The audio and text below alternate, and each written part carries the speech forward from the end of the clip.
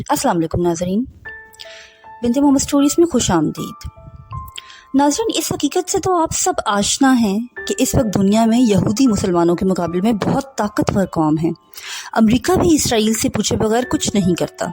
दुनिया की 1/3 से ज़्यादा मईशत पर यहूदी राज करते हैं और अब तो ग्रेटर इसराइल, जिसमें सऊदी अरब का भी कुछ हिस्सा शामिल होगा, की तैयारियां अरूज पर हैं। यहूदियों के इतने ज़हीन कौम होने के पीछे क्या राज छुपे हैं? हम आज की वीडियो में इन राजों पर से पर्दा हटाएंगे, लेकिन इससे पहले गुजारिश कि बिन्ते मोहम्मद स्टोरीज़ को सब्सक्राइब कर दीजिए और वीडियो पसंद आए तो लाइक और शेयर करके हम हौसला अफजाई ज़रूर कीजिए।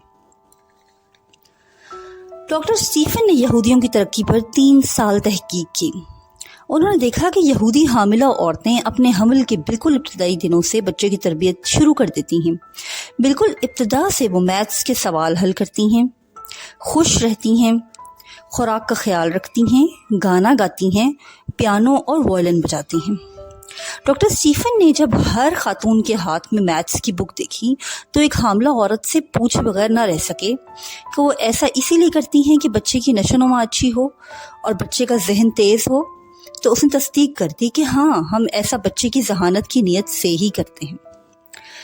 बादाम, दूध, खजूरें, मछली, सलाद और गिरी वाले मेवाजात हर प्रेग्नेंट औरत की खुराक का हिस्सा होते हैं, क्योंकि उनका यकीन है कि मछली ज़हनी नशोनुमा के लिए अच्छी है।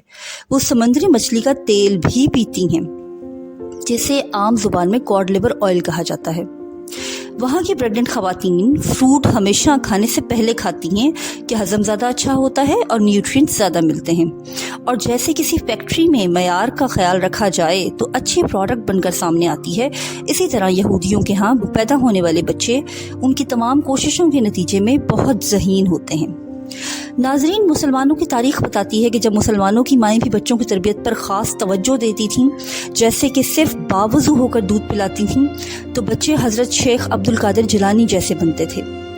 या फिर अपने बच्चे को बचपन से ही बहादुरी और जुर्रत का दर्स देती थीं, तो दुनिया ने उनके बच्चे को सलाहुद्दीन अय्यूबी बनते देखा। अब क्या हो रहा है? सिर्फ बच्चे पैदा करने हैं, तादाद बढ़ानी है।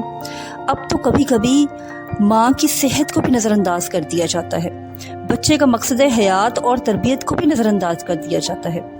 और कुछ माएँ तो पैदाइश के अमल के दौरान ही अल्लाह को प्यारी हो जाती हैं, जबकि यहूदी माशरे में हामला औरतों को खसूसी प्रोटोकॉल हासिल होता है। उनका और उनकी खुराक का ख़ास ख्याल रखा जाता है।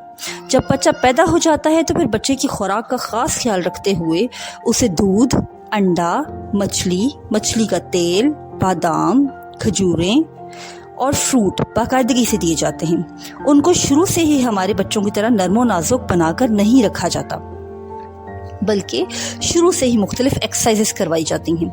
हमारे स्कूलों में एक्टिविटीज़, चाहे वो जिस्मानी हो या जहनी, उनका बहुत फुकदान है, जबकि उनके स्कूलों में बच्चों को दौड़ें लगवाई जाती हैं ताकि वो फुर्तीले हो जाएं।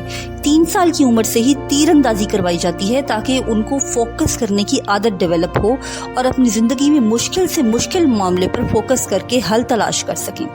जबकि अगर आप तारीख़ इस्लाम का मुताला करें तो मालूम होता है कि तीर अंदाजी, घुड़सवारी, निशानाबाजी और दौड़ ये मुसलमानों के महबूब मशगले और खेल थे। नाजरीन, यहूदियों के बच्चे को पहली क्लास से 6ठी तक बिजनेस, मैथ्स और साइंस पढ़ाई जाती है। इसके अलावा मुख्तलिफ ज़ुबानें सिखाई जाती हैं। उन्हें पहली क्लास से बिजनेस पढ़ाया जा रहा है और हमारे बच्चे वीडियो गेम्स और मोबाइल में उलझे रहते हैं। इसराइल में 2 से लेकर 17 साल के लिए तालीम फ्री और लाजमी है। 90% तालीमी इदारे हुकूमत खुद चलाती है, जबकि सिर्फ 10% प्राइवेट हैं। और हमारे यहाँ तालीम के नाम पर होने वाले मजाक से आप बखूबी वाकिफ़ हैं। हमारे यहाँ matric, FSC, A level, O level और मदरसा सिस्टम जैसे 3 मेजर तालीमी निज़ाम और तालीमी निसाब मौजूद हैं। किसी लेवल पर भी एक कौम बनाने वाला एक तालीमी निज़ाम नहीं है। तालीम फ्री नहीं है और हुकूमत कितना फोकस है ये भी आप सब जानते हैं। इसराइल में रिसर्च प्रोजेक्ट करने वाले को मैट्रिक की डिग्री दी जाती है और हमारे यहाँ ये काम आजकल मास्टर्स, वरना पहले तो सिर्फ PhD में था।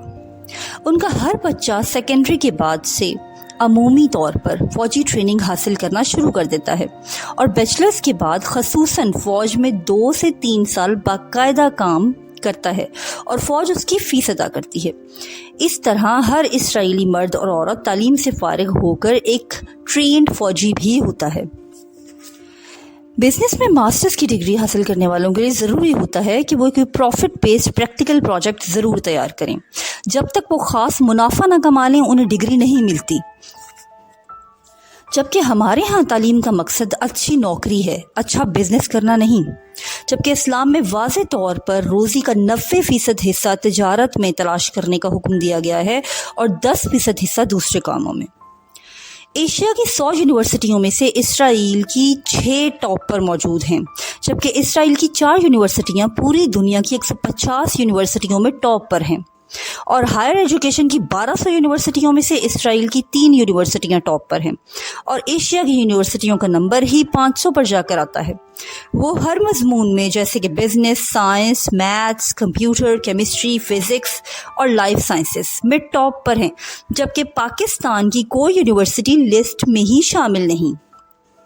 ناظرین، عجیب بات یہ ہے کہ اسرائیل میں سگریٹ نوشی ممنوع ہے، جبکہ پوری دنیا کے بڑے سگریٹ کے برانڈز سارے کے سارے یہودی اونرز ہی کے ہیں، اور وہ پوری دنیا میں سپلائی کر کے زر مبادلہ کماتے ہیں۔ یہودی ایک دوسرے کا بہت ساتھ دیتے ہیں، جبکہ مسلم امہ کے درمیان موجود اختلافات سے بھی آپ بخوبی واقف ہیں۔ یہاں تو سنی شیعہ کی تفریق، پھر مختلف فرقے جو کہ عالمی لیول پر بھی اثر انداز ہوتے ہیں۔ ناظرین، ضرورت اس امر کی ہے کہ مسلم امہ بچوں کی کوانٹٹی کے ساتھ ساتھ کوالٹی پر بھی توجہ دے، اور پرانی ماؤں کی طرح آج کی مائیں بھی موبائل پہ توجہ دینے کی بجائے یا اس کے ساتھ ساتھ بہادر اور ذہین بچے تیار کرنے پر بھی توجہ دیں۔